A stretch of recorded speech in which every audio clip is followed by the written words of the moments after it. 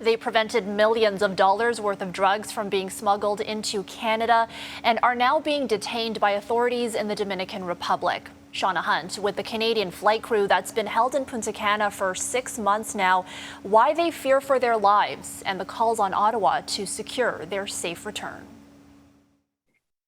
My name is Rob, and I'm a Canadian airline pilot, and this is my crew. Mr. Prime Minister, our lives are in danger, and we need your help. This video was recorded back in June, shortly after the Pivot Airlines crew was released from jail and placed on house arrest in Punta Cana. In it, they describe inhumane living conditions and say they fear for their safety. In prison, a dead body was placed outside of our cell, and we were told that we would be next. We are living a nightmare. The flight crew from Ontario, led by husband and father of two, Captain Robert D. Venanzo, arrived in the Dominican Republic on April 5th to fly a charter aircraft and 6 passengers back to Toronto.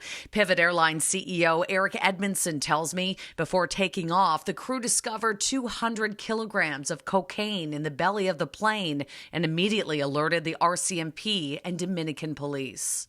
The only reason they went into that avionics bay is they had a indication in the cockpit that said there was something wrong in that bay.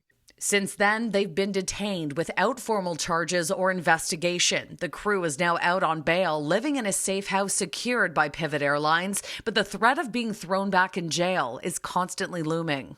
The prosecutor continues to want the bail revoked and our people thrown back into prison with the narco criminals that they informed upon, which is, it's a one-way trip. If they end up back in that jail, they won't be coming home, they'll be killed. That's almost 100% certainty. They are whistleblowers. The federal government is on the case, with Global Affairs telling CityNews Canadian officials continue to monitor the situation closely, are engaging with local authorities and providing consular assistance. But Edmondson says with another bail hearing 1 week away, not enough is being done to secure their release. His crew and their families are scared and suffering.